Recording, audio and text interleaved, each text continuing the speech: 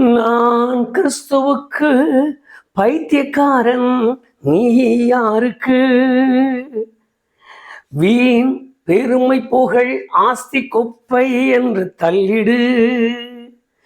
நீ துடைத்து போடும் அழுக்கை போல காணப்பட்டாலும் விண் வாழ்வுக்காக உலகை ஒதுக்கி வெறுத்து தள்ளிடு. நான் கிறிஸ்துவுக்கு பைத்தியக்காரன், நீ யாருக்கு? வீண் பெருமை புகழ் ஆஸ்தி குப்பை என்று தள்ளிடு. நீ துடைத்து போடும் அழுக்கை போல காணப்பட்டாலும் விண் வாழ்வுக்காக உலகை ஒதுக்கி வெறுத்து தள்ளிடு. வாழ்வும் தாழ்வுமே இயேசுவுக்காகவே, வாழ்வை நானுமே இரத்த சாட்சியாகவே. வாழ்வும் தாழ்வுமே இயேசுவுக்காகவே, வாழ்வை நானுமே இரத்த சாட்சியாகவே. வாழ்வு வந்திடினும் சாவு நேரிடினும் வாழ்வும் இயேசுவுக்கே, என் சாவும் இயேசுவுக்கே. நான் கிறிஸ்துவுக்கு பைத்தியக்காரன், நீ யாருக்கு? வீண் பெருமை புகழ் ஆஸ்தி குப்பை என்று தள்ளிடு. நீ துடைத்து போடும் அழுக்கை போல காணப்பட்டாலும் விண்வாழ்வுக்காக உலகை ஒதுக்கி வெறுத்து தள்ளிடு. இயேசு கிறிஸ்துவின் இணையற்ற நாமத்தினாலே மறுபடியும் தேவ சமூகத்தில் சேரும்படி கர்த்தர் கொடுத்த பெரிய பாக்கியத்திற்காக நான் அவருக்கு தலை வணங்கி அவரை துதிக்கிறேன். தேசத்தை திரும்பி பார்க்கும் பொழுதெல்லாம் நமக்கு முன்னே இந்த விசுவாசத்தை கடைபிடித்து இந்த விசுவாசத்தில் காலடி எடுத்து வைத்து உறுதியாய் நம்பின கர்த்தருக்கு மக்களுக்கு தேவன் செய்த நன்மைகளை நினைவு கூறும் பொழுதெல்லாம் உண்மையாக தேவனை பார்க்கிலும் வேறு யார் இப்படிப்பட்ட மகத்துவங்களை செய்வதற்கு என்று நம்மால் அறிய முடியும். காரணம், நாம் வேதத்தில் உள்ள ஆண்டவரை நேசிக்கிறோம், சேவிக்கிறோம். அது நம்முடைய உள்ளத்தின் ஆழத்தில் பதியட்டும். வேதங்களில் இல்லாமல் வேதத்தில் இல்லாதவைகள் எத்தனையோ. ஆனால் நான் நம்பி ஆராதிக்கிற நம்முடைய தெய்வம் நம்முடைய வேதத்தில் உள்ளவர். அவர் பிதா, குமாரன், பரிசுத்த ஆவியானவராக நமக்கு தென்பட்டு நம்முடைய காரியங்களை பொறுப்பெடுக்கிறவராயிருப்பதால் இதற்கு முன்பு நடந்த எத்தனையோ விதமான காரியங்கள், எத்தனையோ பரிசுத்தவான்களை நாம் மனதிலே எண்ணும் பொழுதெல்லாம் பரவசம் கொள்ளத்தக்க கிருபைகளை தேவன் இந்த நாள் வரைக்கும் நமக்கு நடத்தி வருகிறார். வேதத்தை வாசிக்கும் பொழுது அதிகமாய் நான் நினைவு கூறுகிற ஒரு வார்த்தை உண்டு. அவருக்கென்று ஒரு காரியத்தை ஒரு மனிதன் செய்ய தொடங்கினால் அந்த காரியங்களை அவர் மறந்து விடுகிறதில்லை. அவருக்காக ஒரு மனிதன் கண்ணீர் வடிக்க தொடங்கினால் அந்த பிரயாசத்தை அவர் மறந்து விடுகிறதில்லை. அவருக்காக சாட்சியாய் நிற்க தொடங்கினால் அந்த காரியத்தை அவர் மறந்து விடுகிறதில்லை. ஆண்டவருக்காக என்கிற பெயரில் ஒரு கர்த்தருடைய மனுஷனோ கர்த்தருடைய மனுஷியோ எந்த காரியத்தை செய்ய தொடங்கினாலும் அந்த காரியத்தை அவர் மறந்து விடுகிறதில்லை. காரணம், இயேசு கிறிஸ்து உலகத்தில் இருக்கும் பொழுது அவர் ஒரு வார்த்தை சொன்னது இன்றைக்கு வரைக்கும் நம்முடைய நினைவில் இருக்கலாம். இந்த சிறியரில் ஒருவனுக்கு ஒரு கலசம் தண்ணீர் கொடுத்தாலும் அதன் பலனை அடையாமல் போவதில்லை என்று சொன்னார். நாம் மறுபடியும் அது போல வார்த்தைகள் நினைவுக்கு கொண்டு வாருங்கள். அந்த ஒரு வார்த்தையோடு அவர் நிறுத்தி கொள்ளவில்லை. சீசன் என்கிற ஒரு வார்த்தை நிமித்தம் ஏற்றுக்கொண்டால் அதற்குரிய பலன், ஊழியக்காரன் என்கிற நாமத்தை நிமித்தம் ஏற்றுக்கொண்டால் அதற்குரிய பலன், தீர்க்கதரிசி என்கிற நாமத்தை நிமித்தம் ஏற்றுக்கொண்டால் அதற்குரிய பலன் என்று தேவன் எப்படியெல்லாம் பலனை பிரித்து வைத்து தம்முடைய பிள்ளைகளை மறந்து போகாமல் இருக்கிறார் என்று பாருங்கள். இங்கு தேவனாலே மறக்கப்பட முடியாத ஒரு கர்த்தருடைய மனுஷனை நாம் நினைவிலே கொண்டு வருகிறோம். வேதத்தில் எழுதியிருக்கிற எஸ்தரின் புஸ்தகம் 6வது அதிகாரத்தில் தொடங்குகிற இந்த காரியம் 3ஆம் அதிகாரத்திலிருந்து 2ஆம் அதிகாரத்திலிருந்து தொடங்கப்பட்டு 6ஆம் அதிகாரத்திற்கு வந்து சேருகிறதை நாம் அறிவோம். இங்கு ஒரு ராஜாவுக்கு தூக்கம் வராமல் தூக்கம் கலைக்கப்பட்டது என்பதை முதலாவது நம்முடைய நினைவில் வைத்துக் கொள்வோம். அருமையான கர்த்தருடைய பிள்ளைகளே, நம்முடைய வாழ்க்கையில் எத்தனையோ விதமான போராட்டங்களை சந்திக்கிறோம், உபத்திரவங்களை சந்திக்கிறோம், ஏராளமான இக்கட்டான நிலைமைகளை நாம் சந்திக்கிறோம். நம்முடைய எண்ணங்கள், நம்முடைய சூழ்நிலைகள், நம்முடைய சந்தர்ப்பங்கள் எல்லாமே அவைகளின் மேல் கவனம் செலுத்துகிறோம். ஆண்டவர் என்னை மறந்து விட்டார், ஆண்டவர் என்னை கவனிக்கவில்லை, ஆண்டவர் இதற்கு பதில் கொடுக்கவில்லை, ஆண்டவர் ஏனோ என்னை கைவிட்டார், ஆண்டவர் ஏனோ இவைகளை நினைவு கூறாமல் இருந்தார் நாம் சொல்கிறோம். ஆனால் தேவன் அந்த காரியங்களை மறக்கிறதில்லை. நீங்கள் வாசித்து பாருங்கள், சில காரியங்களை நாம் வாசிக்கலாம். இங்கு ஒரு அருமையான கர்த்தருடைய மனுஷன் மொர்தெகாய் என்று சொல்கிறவர் சிறை கைதியாக பிடிக்கப்பட்டு போனார். அவருடைய சித்தப்பாரும் இறந்து போனார். அவருடைய சித்தப்பாருக்கு ஒரே ஒரு மகள். அந்த மகள் தன்னுடைய குமாரத்தியாக எடுத்து வளர்த்தார் என்று நாம் 2ஆம் அதிகாரம் 6வது வசனத்தில் வாசிக்கலாம். நீங்கள் நான் சொல்லும் பொழுது அந்த காரியங்களை மனதிலே கொள்ளுங்கள். அதற்கு பின்பு இந்த காரியங்களை உங்களுடைய தனிப்பட்ட நேரத்தில் உட்கார்ந்து சிந்திக்க தொடங்குங்கள். தேவனுடைய மகத்துவங்கள் நமக்கு தெரியும். 2ஆம் அதிகாரத்தில் இறந்து போன தன்னுடைய சித்தப்பாருடைய மகளை எடுத்து தன்னுடைய குமாரத்தியாக வளர்த்து வந்தார். காலம் கடந்தது. நீங்கள் அப்படியே 2ஆம் அதிகாரம் 11ஆம் வசனத்திற்கு வாருங்கள். அங்கு எழுதின ஒரு வார்த்தையை நாம் வாசிக்க முடியும். இந்த மனுஷன் ஒவ்வொரு நாளும் இந்த மகள் வளர்ந்து பெரிதாகி கொஞ்சம் பருவத்திற்கு வரும் பொழுது எதிர்பாராத விதமாய் ராஜாவுக்கு மனைவி தேட தொடங்கி இருந்தது அந்த தேசம். அவைகள் எல்லாம் நமக்கு தெரிந்தது. அதனால் அந்த காரியங்களை எல்லாம் நான் என்னுடைய சந்தர்ப்பத்திற்காக நான் அந்த காரியங்களை எல்லாம் விட்டு விடுகிறேன். நீங்களே அவைகளை சிந்தித்துக் கொள்ளுங்கள். எஸ்தர் புஸ்தகத்தை வாசிக்கும் பொழுது அது முழுமையாய் நமக்கு தெரியும். இந்த காரியங்கள் எல்லாம் நடந்து இந்த சம்பவங்கள் எல்லாம் ஆன பின்பு தான் எடுத்து வைத்த தன்னுடைய தங்கையாக இருந்த தன்னுடைய குமார்த்தியாக வளர்க்கப்பட்ட இந்த அருமையான மகளுக்கு ஒரு நல்ல வாய்ப்பு கிடைத்தது. அரசனுக்கு மனைவியாக தக்க ஒரு நிலை உண்டானது. எப்படியோ கர்த்தர் அந்த காரியத்தில் அந்த பிள்ளைகளோடு கூட இருந்தார். நம்முடைய நிலைமைகள் வித்தியாசம்தான், நம்முடைய சூழ்நிலைகள் எல்லாம். இவைகளை எண்ணி பார்த்தாலே போதும் நம்முடைய தேவன் எத்தனை பெரியவர் என்று நம்மால் அறிய முடியும். கண் கலங்குகிற அநேக கர்த்தருடைய ஜனங்கள், மனம் நொந்து போகிற அநேக கர்த்தருடைய ஜனங்கள், உள்ளம் உடைந்து ஏனோ நான் பிறந்தேன் என்று உட்கார்ந்திருக்கிற அநேக கர்த்தருடைய ஜனங்கள் எதற்காக வாழ வேண்டும்? நான் கிறிஸ்தவனாய் இருப்பதனால் எனக்கு என்ன பிரயோஜனம்? நான் தேவனை தேடுவதால் யார் என்னை தேடுகிறார்கள்? நான் தேவனை அறிவதால் எனக்கு என்ன லாபம் கிடைக்கிறது? இதுதான் இன்றைக்கு இருக்கிற விசுவாசிகளுடைய மனநிலை, விசுவாசிகளுடைய மனப்போக்கு. இல்லை. காரணம், தேவனை தேடுகிற ஒரு மனிதனை அவர் மறப்பதில்லையாம். நீங்கள் வாசிக்கும் பொழுது 44வது அதிகாரம் ஏசாயா தீர்க்கதரிசன புஸ்தகத்தில் 21வது வசனத்தை வாசித்து பாருங்கள். அழகாய் அருமையாய் எழுதினார். இஸ்ரவேலே, நீ என்னால் மறக்கப்படுவதில்லை என்று சொல்லிவிட்டார். நான் இஸ்ரவேலின் தகுதிக்கு, நான் இஸ்ரவேலின் நிலைமைக்கு, நான் இஸ்ரவேலுக்கு உரிய நிலையில் என் ஆண்டவரை சேவிக்க தொடங்கினார். என்னை கேட்டுக்கொண்டிருக்கிற இஸ்ரவேலே, நீ தேவனால் மறக்கப்படுவதில்லை. என்னை கேட்டுக்கொண்டிருக்கிற தேவ மனுஷனே, நீ தேவனால் மறக்கப்படுவதில்லை. என்னை கேட்டுக்கொண்டிருக்கிற தேவ மனுஷியே, நீ கர்த்தரால் மறக்கப்படுவதில்லை என்பதை மறந்து போக வேண்டாம். ஆகவேதான் அப்போஸ்தலனாகிய பவுல் எபிரேயரின் புஸ்தகம் 6ஆம் அதிகாரம் 10வது வசனத்தில் திட்டமாய் எழுதி வைத்தார். தேவன் நீ செய்கிற கிரியைகளை மறப்பதற்கு அநீதியுள்ளவர் அல்ல என்று. நான் தேவனுடைய நாமத்தை நிமித்தம் காண்பிக்கிற பிரயாசங்கள் அவருடைய சமூகத்தில் எப்பொழுதும் நினைவில் இருந்து கொண்டே இருக்கும். அப்பொழுது அவர் கேட்பார், எந்த மனுஷனுக்கு ஏதாவது நன்மை செய்தோமா? அந்த சகோதரன் அவ்வளவு தூரம் என்னை சேவித்தார், அவ்வளவு தூரம் என்னை நம்பி இருந்தார், அவ்வளவு தூரம் என்னை குறித்து சாட்சி முழங்கினார், அவ்வளவு தூரம் என்னை குறித்து விசுவாசத்தோடு கூட காத்திருந்தார். என்ன அவருக்கு பலன் வழங்கப்பட்டது? ஏன் அந்த பலன் நிறுத்தப்பட்டது? அவர் தம்முடைய பிள்ளைகளை குறித்து, தம்முடைய தூதர்களை குறித்து நிச்சயமாய் கேள்வி கேட்பார். விசுவாசிக்கிறவர்கள் என்னோடு சேர்ந்து கர்த்தரை மகிமைப்படுத்துங்கள். நிச்சயமாய் நடக்கும். நிச்சயமாய் தேவன் உங்களை மறக்க மாட்டார். உங்களுக்கு என்று வைத்திருக்கிற கிருபைகள் ஒரு நாளும் உங்களை விட்டு எடுபடாது.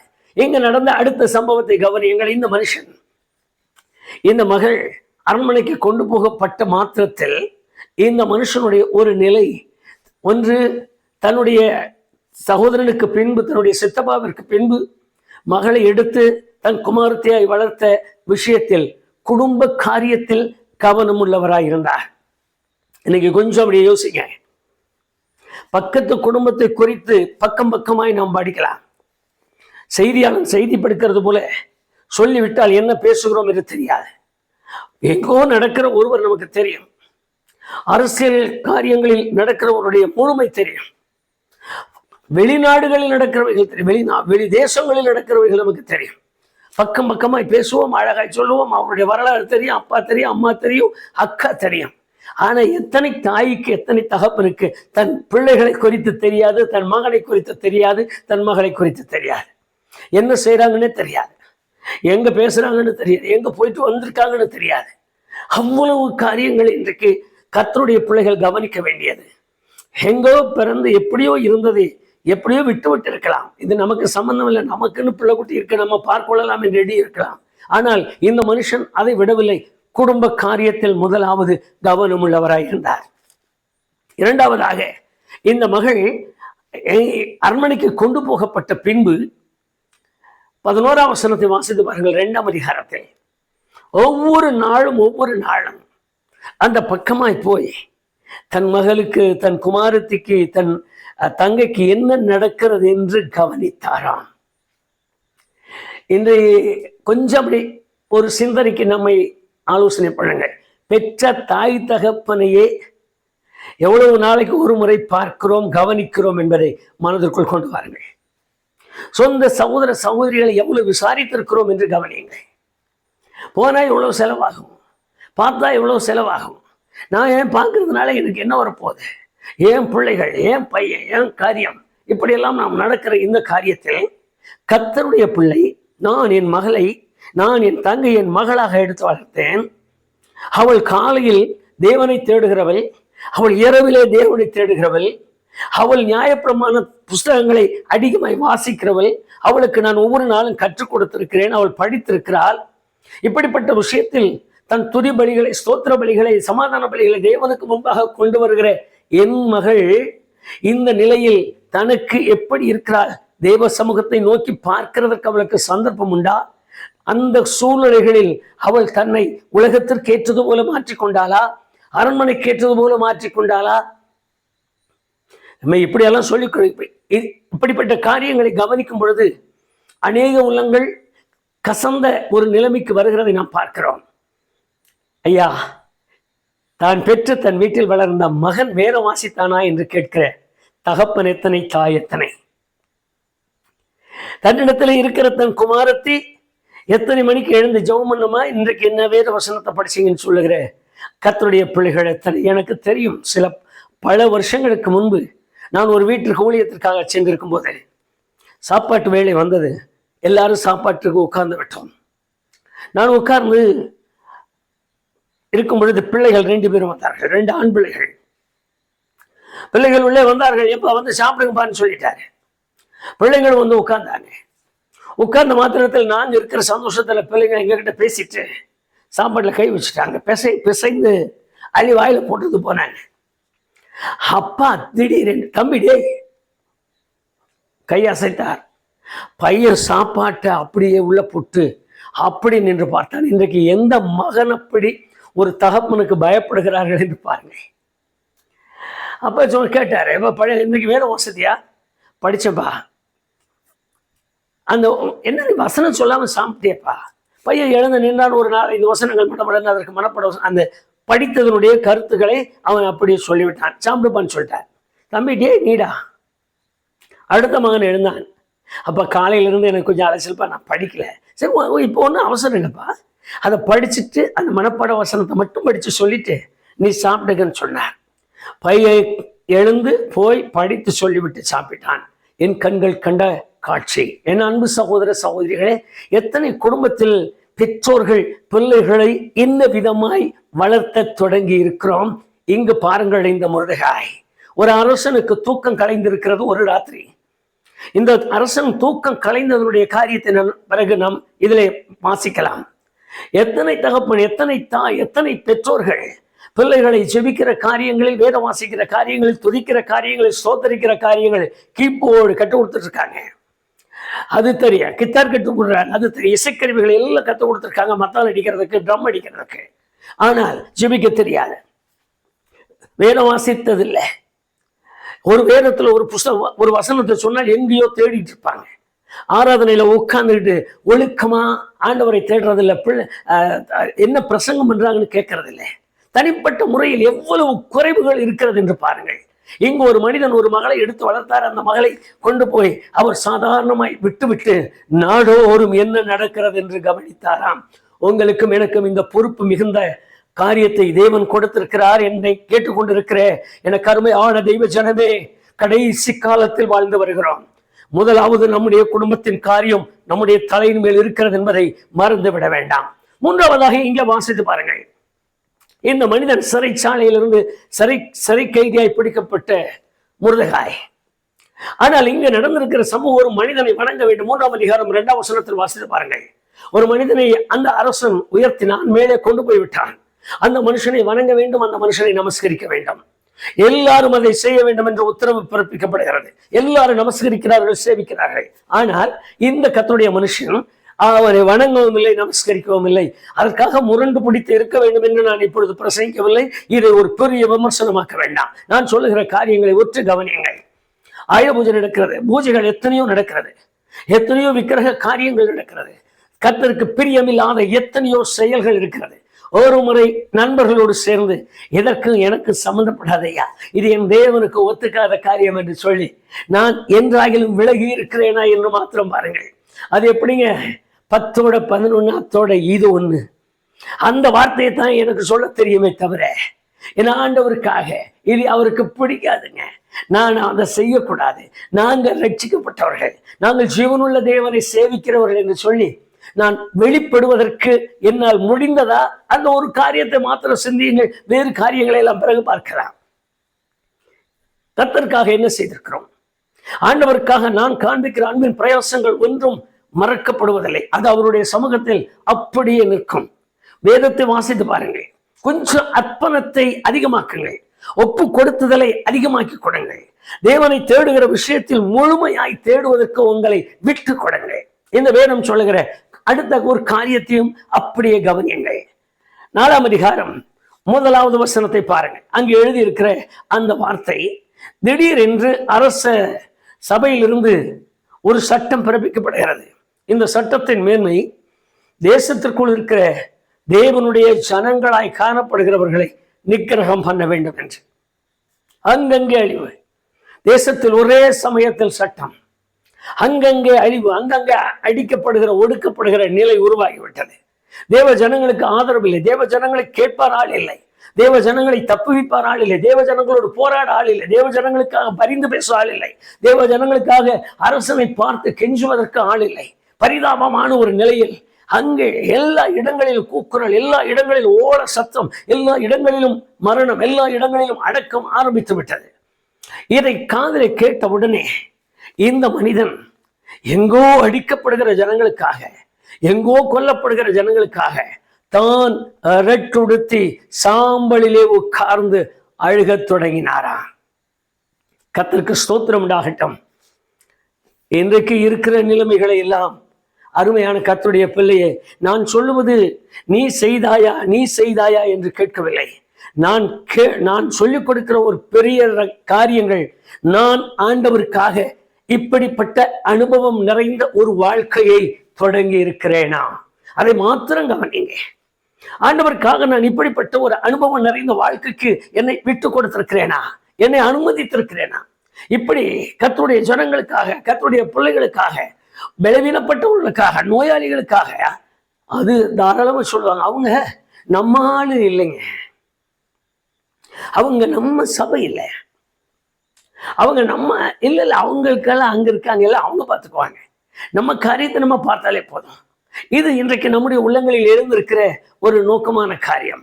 ஆனால் அவன் தேவனுடைய பிள்ளை என்பது நமக்கு தெரியும். அவர் தமது சொந்த ரத்தத்தை சிந்தி கரையமாய் வாங்கி கொண்டார் என்று தெரியும். அவர் விலைப்பட்டவர், என் ஆண்டவருக்காக விலைப்பட்டு பாவத்திலிருந்து அக்கிரமத்திலிருந்து மீட்டெடுக்கப்பட்ட ஒருவர் என்று தெரியும். எத்தனை இடங்களில் இந்த போராட்டமான நிலை, எத்தனை இடங்களில் இந்த தத்தளிக்கிற அனுபவங்கள், எத்தனை கர்த்தருடைய ஜனங்கள் இன்றைக்கு வெறுமனே அலறி கொண்டிருக்கிறார்கள். எத்தனை தேவ ஜனங்கள் உண்ண உணவில்லாமல், இருக்க இடமில்லாமல் தத்தளித்து தவிக்கிறார்கள். ஒரு முறை ஒரு குடும்பம் தன்னுடைய மனைவி பிள்ளைகளோடு, 2 பிள்ளைகளோடு ஒரு இடத்திற்கு போனார்கள். போன இடத்தில் அந்த அவருடைய உறவு முறையாரை பார்க்க முடியவில்லை. அங்கெல்லாம் பார்க்கும் பொழுது அங்கே இருக்கிற ஜனங்கள் எல்லாம் புதியது, அவங்க இங்கே இல்லைங்க, திடீர்னு வீட்டை மாற்றிட்டு போயிட்டாங்க, எங்கே போனாங்கன்னு தெரியாது அப்படி சொல்லி அவங்க ரொம்ப நாளானது, அவர்கள் போய் ரொம்ப நாள் ஆனதுன்னு தகவல் கொடுத்தார்கள். இரவு நேரம் வந்தது. இந்த தாயும் இந்த புருஷன் அந்த மனைவி அந்த 2 பிள்ளைகளோடு சேர்ந்து எங்க ஆகிலும் ஆலயம் கிடைக்குமா அப்படி தேடினாங்க. ஒரு ஆலயம் கிடைத்தது, ஒரு ஆராதனை இடம் கிடைத்தது. அங்கே போனாங்க. ஊழியக்காரர் யார் என்று கதவை தட்டினாங்க. ஊழியக்காரர் வெளியில வந்தார். எங்கிருந்து வர்றீங்க, என்ன செய்றீங்க, யாரை தேடி வர்றீங்க எல்லாம் காதில் கேட்டார். கேட்டு முடிச்சுட்டு எந்த சபைக்கு போறீங்கன்னு கேட்டார். சபை மாறி போடுது. அவர் ஒரு சபை, ஒரு சபை, இவ்வளவுதான் நடந்த சம்பவம். ஒரே ஒரு வார்த்தை, வெளியில படுத்துங்க, காலையில் எந்திரிச்சு நேரத்தில் போயிருங்க. ஒரு குழந்தையோடு ஒரு டிச் ஓரத்தில், உங்களுக்கு தெரியும் வீட்டுக்கு வெளியே எப்படி இருக்குன்னு சொல்லி, வண்டி நிறுத்துகிற இடம், சும்மா வண்டி நிறுத்துகிற இடம், சும்மா அந்த டிச் ஓரத்தில் இருக்கிற அந்த இடத்தில் ஒரு தாய், ஒரு தகப்பன், 2 பிள்ளைகளோடு குறுகி உட்கார்ந்திருந்து எழுந்து போனார்கள். ஜனத்துக்காக, நான் தேவ ஜனத்திற்காக என்ன செய்திருக்கிறேன் என்கிற ஒரு காரியம் நம்முடைய உள்ளத்தில் நிற்கணும். அதுக்காக நாம் எல்லா காரியங்களையும் செய்யுங்க, ஓடுங்க, சரிங்கன்னு சொல்றது. இப்போ நம்ம சொல்லிட்டு இருக்கிற காரியங்களே நம் உள்ளத்தில் உள்ள பாரத்தை அதிகமாக்க வேண்டும் என்பதுதான். நடந்த சம்பவத்தை கவனிங்க. ஜனத்துக்காக அழுதார், ஏதோ ஒன்று நடந்து விட்டது. ஆனால் நடந்திருக்கிற இந்த சம்பவம், நடந்தவைகள் எல்லாம் ஆண்டவருக்காக. ஆனால் இந்த மனுஷனுக்கு என்ன நடந்தது? துயர சத்தமாய் அழுகிறது ஒன்றை தவிர லாபம் ஒன்றுமில்லை. இவருக்கு கிடைத்த லாபம், இவர் ஆண்டவரை தேடினதற்கு இவருக்கு கிடைத்த முடிவு, அல்லது இவருக்கு கிடைத்த சம்பளம், இவருக்கு கிடைத்த ஆசீர்வாதம், இவருக்கு கிடைத்த அனுசாரம், ரட்டுடத்தை சாம்பலில் உட்கார்றது. இவ்வளவு காரியங்களை செய்தவருக்கு கிடைத்த கூலி அவ்வளவுதான். நாம் எண்ணுகிறோம், இவ்வளவுதான் அங்கு நடந்தும் இருக்கிறது.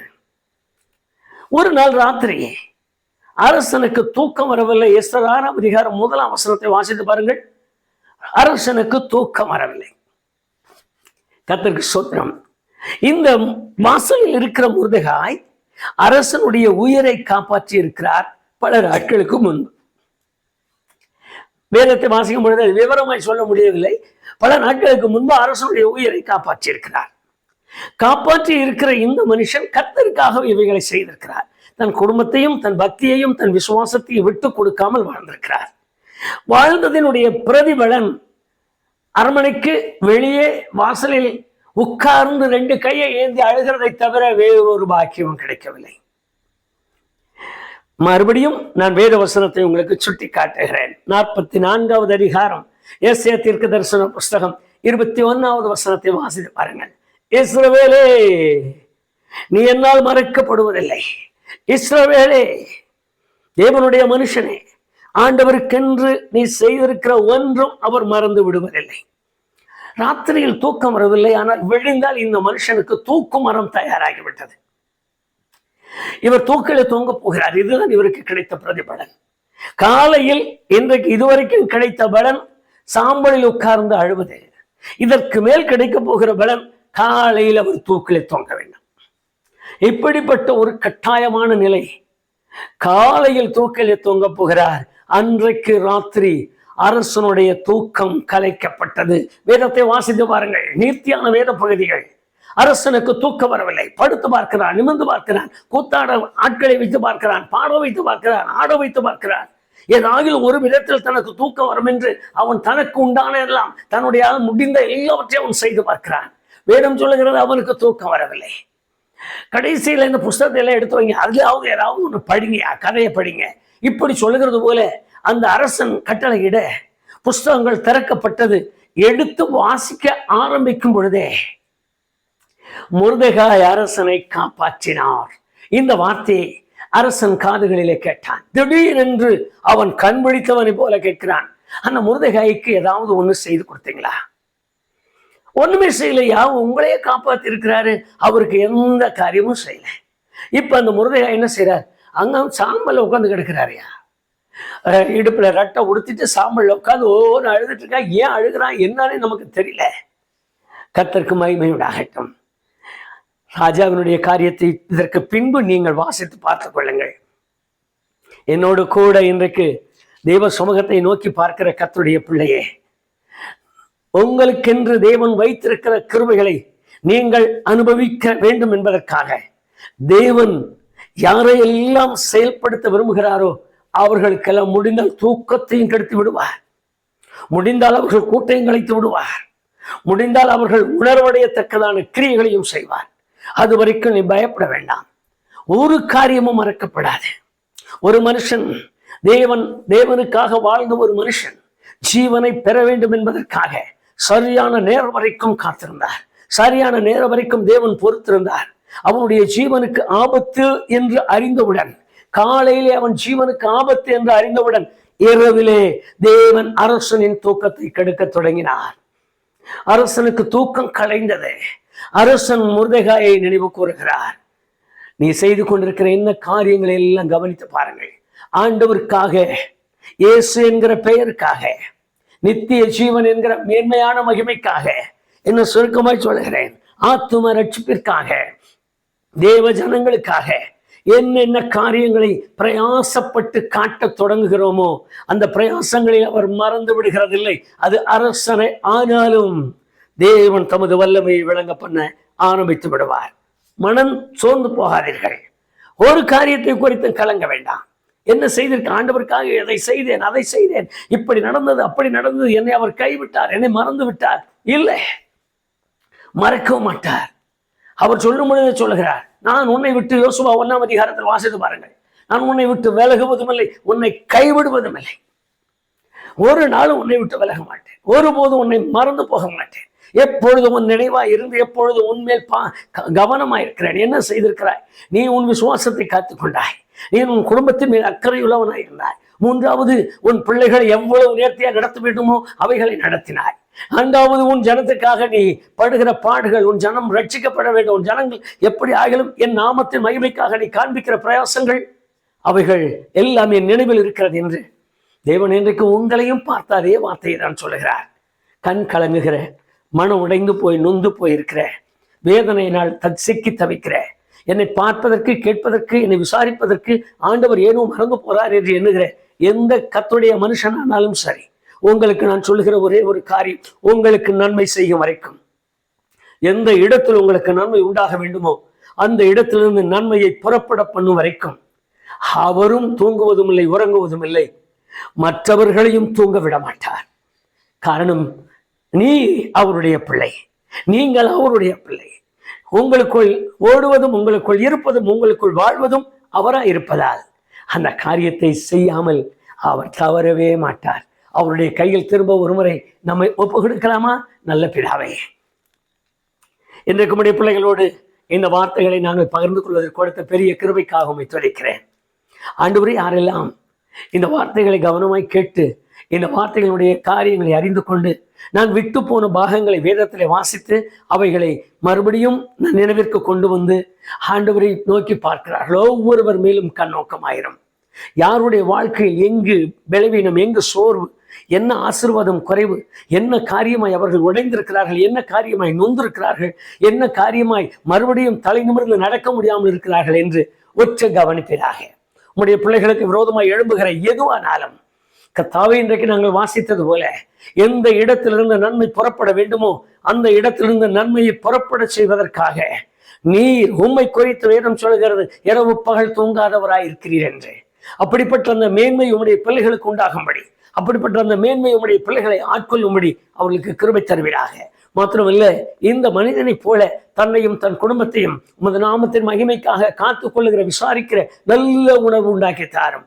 அதோடு கூட எங்கெல்லாம் அவர்களுடைய ஆசீர்வாதங்கள் நிறுத்தப்பட்டிருக்கிறதோ, எந்த சூழ்நிலையெல்லாம் அவர்களுக்கு வரவேண்டிய ஆசீர்வாதங்கள் அடைப்பட்டிருக்கிறதோ, தடைப்பட்டிருக்கிறதோ, அவைகள் எல்லாம் அடைக்கப்பட்டது, அவைகள் எல்லாம் நிறுத்தப்பட்டது, அவைகள் ஏனோ தடையா இருக்கிறது என்று எப்படி அவர்கள் உள்ளத்தில் எண்ணிக்கொண்டு அந்த துக்கத்தை அவர்கள் வெளிப்படுத்த முடியாமல் இருக்கிறார்கள்.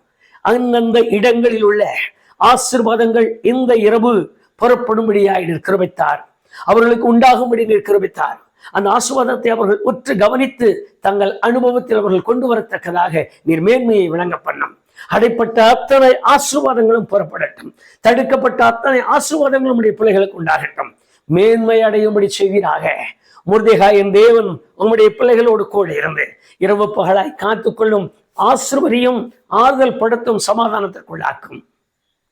இயேசு கிறிஸ்துவின் நாமத்தில் ஜெபிக்கிறேன் பிதாவே, ஆமென், ஆமென். விடியற் காலையில் மரணத்தை எதிர்பார்க்கிற மனுஷனுக்காக ஒரு அரசனின் தூக்கத்தை கெடுத்த அந்த ஆசீர்வாதத்தை கட்டளையிட்ட சர்வ பூமிக்கும் ஆண்டவராய் இருக்கிற நம்முடைய தேவனாய கர்த்தர் உங்களை ஆசீர்வதித்து மேன்மைப்படுத்துவாராக. ஆமென்.